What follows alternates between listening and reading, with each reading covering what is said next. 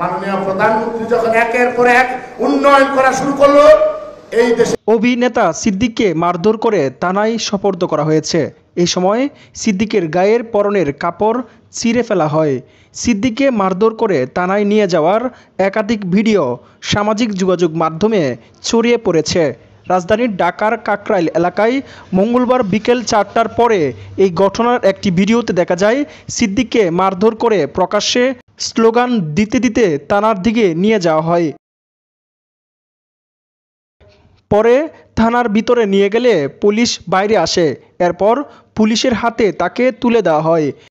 এ সময় তারা আওয়ামী লীগের দোসর উল্লেখ করে নানা স্লোগান দিতে থাকেন। সিদ্দিককে যারা মারধর করে থানায় সোপর্দ করেছেন তারা কোনো দলীয় কিনা তা নিশ্চিত হওয়া যায়নি। তবে ভিডিওতে একজন ধারা বিবরণী দিচ্ছিলেন।